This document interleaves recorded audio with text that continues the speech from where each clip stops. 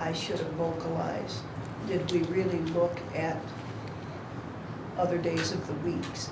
And I did not, so That's all right. I understand. No, I did it in email. well, that's not my point, Liz. So I think we're all on the same page now that we can consider other days of the week. Well, in addition to, how often we meet and get the task done, I think part of it is being efficient in our meetings. That means being prepared, coming in, do your homework, and like ask and answer questions in a more thoughtful way. So, I mean, I had constraints, so therefore probably evenings, probably it's only one I can probably do during the day. But I think part of just answer this question is ideally it would be great. We have a strategic plan and then we have an operating plan or whatever we call it, a working budget kind of a discussion. But because of time and constraint, this time we can't. And I think it's better to take the time and do a good strategic plan because we don't know if the environment changed or not, and maybe everybody have a different opinion. And I think in terms of baseline, where baseline is at, baseline is our current strategic plan. And I think everybody probably have their view of what that would be going forward, but it's not like we're going to start with a blank sheet of paper. Did you have something to say? The one thing I was going to say though too is I know what you're saying about the strategic plan, the budget, and I agree with what you said.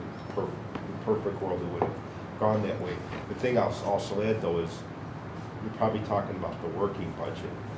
The B&A, the official document, isn't passed till later in the year, so technically it still might get saved. So we could always change it in September if there's like something that comes out of the strategic plan. We could always tweak the B&A. So To follow up on that, I propose we get rid of the working budget and we pass the B&A.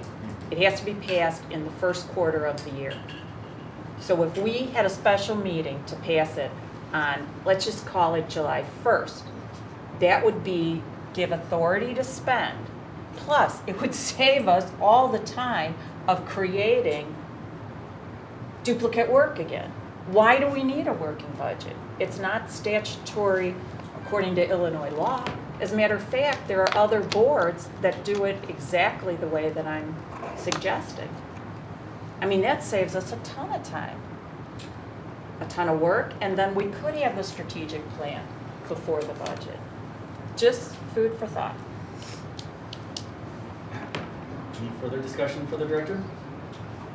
Yes, can we change the meeting from the 21st, since we already know that at least 2 members cannot attend? And the reason we didn't, and to schedule that meeting, we didn't look at other days besides Wednesday and Thursday, and we didn't check to see if the police station, who has a very nice meeting room, if they were open. The Park District has about 10 meeting rooms. The Village Hall has at least 2. Fire department said we could meet there too, but only in one of their locations. I think the meeting is set, the homework's been done. I'm wary at this point to change it. Going forward, we can do that, but unless there's a... I think we'll find dates to make work here. I think it's important to have the meetings here. We have materials here, our recording equipment here, and our patrons know that we meet here. Okay, I've gotten feedback from about 20 patrons, 2 in email, that said they just want it to be in Lisle. And that they're the kind of people who are considering attending. Right. And so why we have this hang up that it should be here, I mean, to me that falls under the category of nice but not necessary. Okay, but I don't think we'll have a problem scheduling forward. So If we can find another day of the week if that's what it takes. So I'm just going to call it as I see it. I think it's inflexible for us to say we're going to go ahead and have a strategic planning meeting with 2 trustees missing when we have all these other opportunities where all 7 of us could be there. I just think that's a demonstration of inflexibility. The strategic planning committee is not just the board though. There's other staff members that are involved in it too. If we put out an email and we found a place and a date and a time where we could all meet, I think that would be very much better than having 2 people absent on the 21st. I think. Jay Beth wanted to. Beth? I was just going to mention what Emily's point is. There's 11 members on the committee. And I think, as has been mentioned, I think that it's important to have the meetings here, and I think going forward, now with our expanded universe of meeting dates, that we will not have this problem. It's not ideal, I agree, but I we would need to go think forward. that a board member's attendance should have priority over a staff member's attendance. I could be wrong, but, it's our job to be responsible for the administration. So I think we could be very flexible and find a different meeting date, but that's. Should we move on, Jay? Yes, thank you. Assistant Director's Report. Beth? So, with the heavy rain of February 18th and 19th, this was following that week of snow, the Lisle Library District South parking lot and the retention area was full of water. So our landscaping crew was called in on that Tuesday, the 20th, and they were great in helping us to keep the library and the parking lot accessible. They pumped out the water in the parking lot, and unfortunately this has been a reoccurring issue, so we may have to look further into what's going on there. Again, I want to, as Tatiana did, I want to thank the event planning team for all their preparation and engagement in planning the very successful Harry Potter Day at the library. It took a lot of work to envision the Harry Potter program and activities that were trying to be for all ages. The event day, we exhausted our planned supplies such as scavenger hunt maps, and we know that the parking lot was full and it was a challenge for many of the Harry Potter attendees. We checked the people counter for that Saturday, and we know that we had 847 patrons from 9:30 in the morning till 5 o'clock that evening. So that was a substantial day. This library event planning team has also worked on the National Library Week, which is April 8th through the 14th, and Summer Read, which is our June and July activity. National Library Week will include special youth outreach story times. This will be featuring Curious George, and we'll be going to local schools and having a special story time here at the library. And plus we have some other all ages activities, which is going to be like a mystery clue. In the books, they kind of like shred, and you have to figure out which book it is. It's usually a well-known book, but there'll be a variety of those. The summer read theme for this year is Reading Takes You Everywhere, and the team will promote the excitement of discoveries that are found in books, libraries, and in our community, and again, all ages. The Lisle Library District has encountered difficulties in maintaining the proper temperatures in the east end of the building, especially youth services and the meeting rooms. I think if you were here last month, we had a couple times when it was up to almost 78 degrees in here. So we had some professional troubleshooting, and they've recognized that the dampers were failing to respond to the temperature requirements.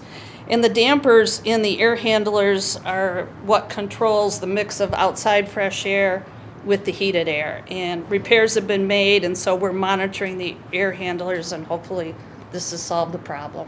Good job. So finally, Chris is going to be passing out the new policy manuals, and this includes the changes that were made for the policies last month. So this will include the policy manual, the table of contents through the Appendix C. So please substitute these pages and keep the sections that were on forms and the policy 850, which is the employee handbook. And then we won't have to do it this way anymore. Chris and I have worked on it to make it better, so. Do you want me to You can do it pass it out? after. Okay. Any questions for the Assistant Director? Yeah, I have a question. I know St. Joan of Arc has empty, part of their parking lot is empty because they don't sell it all, or they do sell it and people don't go downtown anymore every day. So could we work with St. Joan of Arc to provide overflow parking when we have big events and we know that we're gonna need extra? Because then people, if we made the agreement, they probably wouldn't charge us. And that way people wouldn't get ticketed and towed. We already have a mutual agreement between us, and we check on specific times. I would say for the Harry Potter Day, we were just not expecting Right, that kind of We crowd. didn't know, this was our first go-around, so we didn't know if we'd get 50 people or 500 people, so it was kind of a So next year, you know. good accident. So- Yeah. So next year, what's the procedure then in regards to that? Do you approach St. Joan before and say, we're gonna have an event, can we use? Well, your one of the parking lot?" things that we have done is where the staff parks across the street on Front Street to those businesses, because often they're not there on Saturday. But likewise, we've let St. Joan they come over and park on, for example, Sunday morning on Easter or something like that. So we do have a mutual agreement, but like I said, the Harry Potter Day, we just didn't envision or have signage out that said, please park at St. Joan. That's your. All right, thank you, Beth. Do we know, I'm concerned that the water in the parking lot, and I don't mean I'm concerned about you managing it, Beth. I mean, I'm concerned that we've heard of this happening.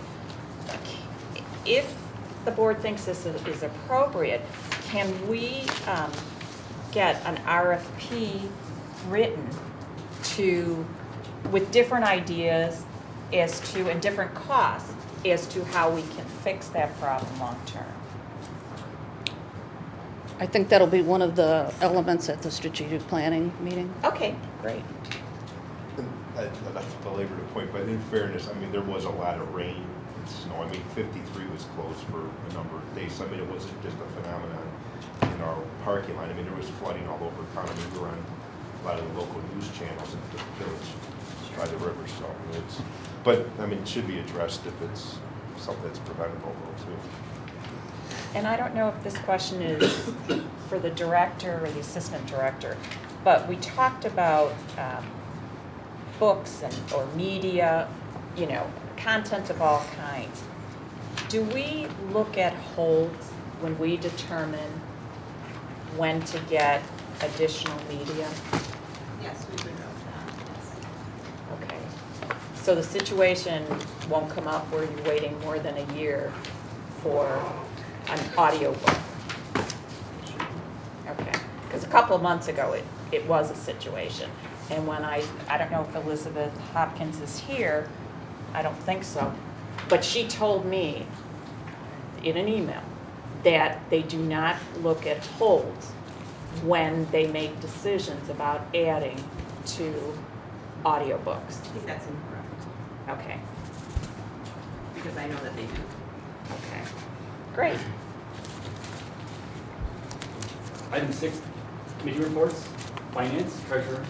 Finance committee did not meet, but I do want to address one of the question you raised last time about the interest income, why it's negative. So really, we combine, unfortunately, I think it's probably not, it's confusing because we combine the interest earned with unrealized gain and loss from investment. So because investment fluctuate over time, so therefore sometimes it appear like interest income negative, but it is not. So I've talked with Ginger, starting this upcoming fiscal year, we're gonna have 2 line items. One would be interest income, truly earned interest. Another piece will be investment income or unrealized income or losses. So that would be probably less confusion going forward. So you still combine it as a liquidity pay. And I don't know if you know the answer, or if Ginger does, if not, we can get it back. But on the financial reports under expenses, under personnel development, for conferences for staff, it says we've spent negative 2547 so far in this fiscal year. Yeah, that was one of the checks that we had from before that were Avoided. Deleted Okay. because it was an old check. So. I think you had some questions for the treasurer, Liz? Yes, I'm looking at page 8, which is the treasurer's report. I was just wondering if we could add some additional verbiage, like the corporate account, if we could add something like, in parentheses, day-to-day expenses, because I think that's how we use the corporate account. Well, like in our audit report, because sometimes I have to reference back, the audit report, we actually have a definition on what's corporate account underneath, what are the funds involved. So maybe in the future, we can add a reference to this, made it easier. Well, I'm just trying to think of the average Joe who, you know, can't spend all his time referencing and going to other things. Is there some easy 3-word thing that we can explain to corporate? It's not day-to-day expenses? Just operating kind of account, right? Operating expenses? That would be perfect. If we could just, you know, put that in parentheses. Ginger, can we do that, or? Sure. Okay. Because we won't be changing our account structure in our software, but for producing the report, maybe we can add a more clear definition of what that particular line item is. That would be perfect. And if we could also add to IMRF, just put next to it the word retirement. Or we And- can explain what that is, you know, in this Oh. abbreviated version. Right, right. And explain that it's a retirement, because It's retirement fund, you know. Right. Illinois Municipal Retirement Fund. I know that. So I we bet can most spell, of the you can people. spell that out. Just spell it out Just instead of the acronym. Yes. And then, most people are familiar with FICA, but in case they have never worked, say they're the, you know, somebody who inherited a ton of money, if we could put that it's a retirement or it's for Social Security or something like that. It's a withholding, right, so it's not necessary. Just so that it makes it easy for people to understand, you know. And then I was wondering if we could add, like, you know the column that has all the percentages?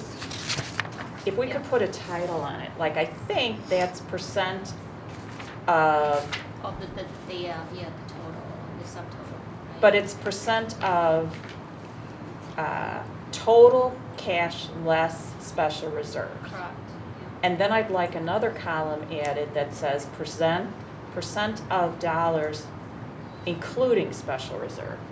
So that we could see, like, 71% of our cash is in special reserves.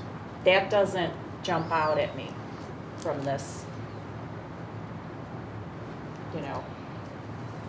I'm asking the rest of the trustees. I'd like to Also move that to we should have- it. I'd like to Finance move that, committee. yeah, I'd like to move that these questions Yes. might be more properly discussed in the finance committee. Yeah, okay, yes. So next time Cool. we'll have the finance committee, we will have one agenda item will be how we're gonna restructure the treasury report to be more easily readable or relevant to the readers. Great, thanks. Any other questions for the treasurer? Personnel policy, Nothing to report. physical plan? I'm gonna talk to the director in the next day or two and see if we should have a meeting about the building tour, if trustees want to have it, so we could, instead of, I mean, some could do it individually, or even the public maybe could go, to have the public eligible to go too. And then also, see if we want to squeeze it in. I know in I think the first budget meeting, there's something with, I remember the director's report had something about building costs. Is that part of the first budget meeting? So I don't know, we'll talk about it all. I'll call you, we'll talk, see if we'll have one. Could I just make a statement about a suggestion to the policy committee? Most public institutions are now writing everything for the public at a 6th grade level, okay? And there's software and there's a function in Word that will allow you to take your existing policies and make the corrections. It'll highlight what the correction should be so that it reads at a 6th grade level. So it wouldn't cost us anything, and I'm just suggesting that we do that. Thank you. We've had a long discussion about this strategic planning committee. We'll be meeting next Wednesday. I don't believe we have any unfinished business. brings us to item 8, new business, approve LLD pay grade adjustment I move that we approve the LLD pay grade adjustment as presented in our packet. at What what percentage? There's Tatiana, three- what do you recommend? 2.1 was it? Between 2.1 and 1.8. Between 2.1 and 1.8. We need to, Well, we need a specific number, 2.1. 2.1. We have a motion to approve it up to 2.1. Is there a second? Never mind. Oh, wait. Okay. There is a motion, is there a second? 5 seconds. There was a motion and a second. The director, I think, did a good job in her report laying out the information. And I think to the gentleman's question that he asked before, that the titles listed in the job titles all apply to the pay grade on the left. So you have all the directors that are pay grade 11, so that is what those numbers apply to. Just as a response to his question.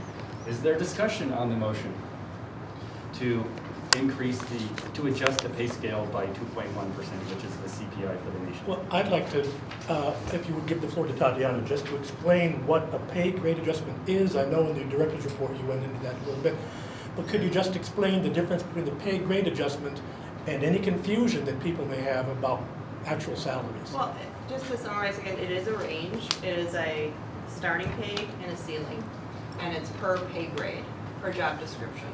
It allows for us to hire at a minimum starting salary and post that to the public, and then allow for competitive applications to come in. So if we pass this, which I recommend we do, passing it by itself, ipso facto, isn't changing anyone's salary. No, It just gives you a different pot of money and guideline for not a distributing. pot of money. It gives me a range to hire.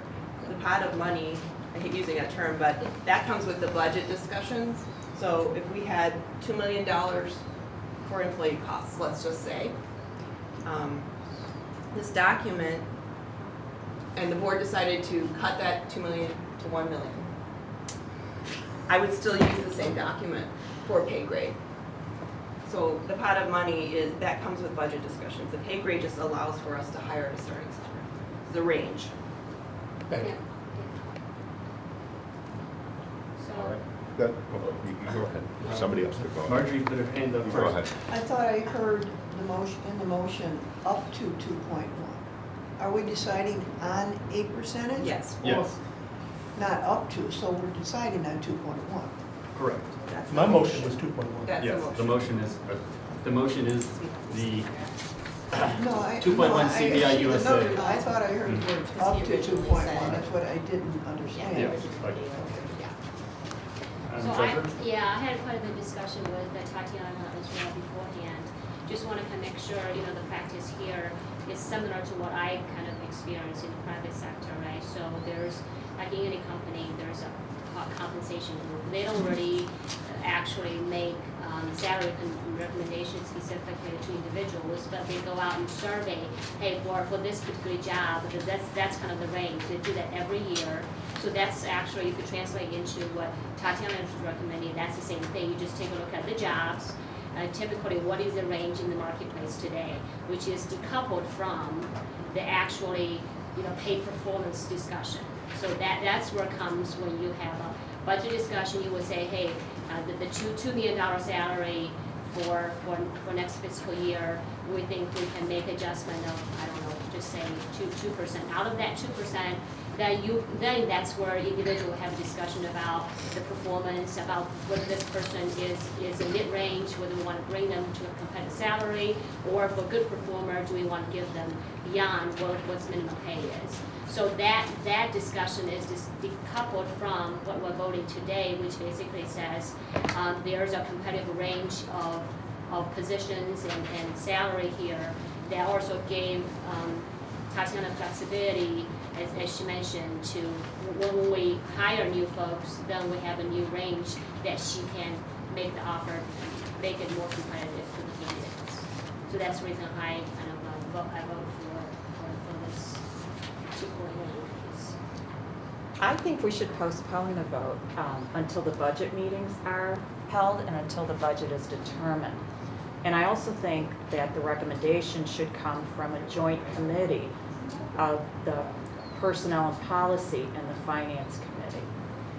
And I would like to have a comparison made on all the various levels compared to libraries in suburban Chicago that serve 28,000 employees. Employees. Patrons. I'm sorry, patrons. And until, you know, and I can't use the CPI unless we use the CPI and we go back to the average every year of the last 10 years. Because at least 2 of those years were either 0 growth or a negative number.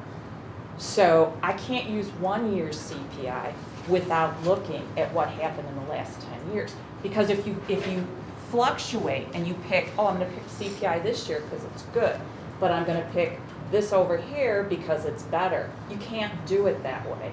And so I also would like to understand over the last 10 years, how have the ranges changed? And what was the process and the rationale for that? And so I can't vote on this until I have more information, and I would just assume have it come out of a joint committee meeting of PP and the Finance Committee. So as Tatiana said, the grade was updated in 2013 based on the study presented by the Management Association. And every year since then, the board, has it generally tracked CPI? Generally. I know that. And I since don't I've been think on the a year board. after we had the project, there was any adjustment, but after that, it was at 1.5, then 2.0, then 1.9. So this did year's- you actually reduce the salary grades when we had negative CPI? Well, I wasn't the director at the time, but in 2013, we were 11% behind the market standard. So I don't know, I don't think the board did anything for a number of years prior to that. Okay, until I have answers to all these questions, and I have talked to several suburban libraries that actually, rather than hiring people in certain positions, they're using library temporaries. And there is a group that provide library temps. So I would like to use those figures rather than say we're gonna hire people for those positions. I mean, there's so many questions that need to be answered that I just can't vote on this tonight. Any further discussion? Yeah. I have a problem with the 2.1 because it's the US number.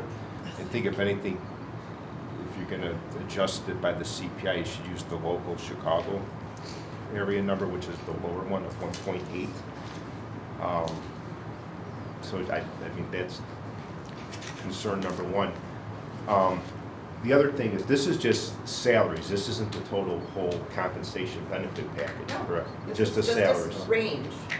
But just salaries, it's not benefits. So I mean. No, this is an hourly. Yeah, but I guess what I'm getting at, the employee cost is total compensation, salary, That's and what benefits. we talk about at the budget time. Correct, but and then I know going through this in the past that this also takes into consideration the private sector, not just the public sector, so it's. The Management Association was strictly library.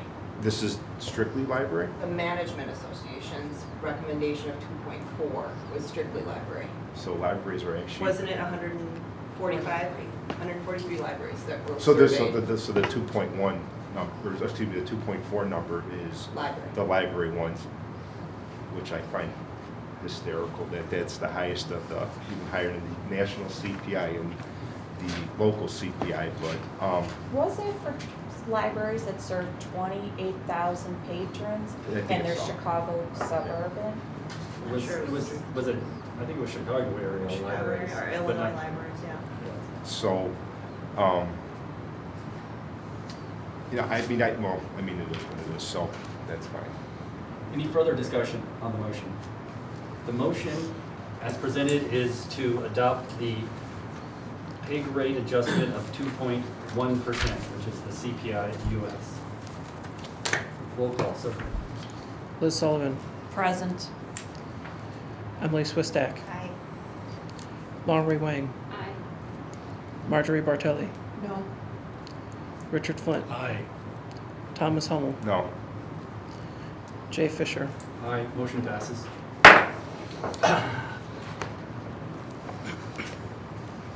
Nothing else to come before the board? Do we have a motion to adjourn? Make a motion to adjourn. We have a motion, is there a second? Do you want a Second, second? I need a second. All in favor? Aye. Any opposed? We are adjourned at 8:29.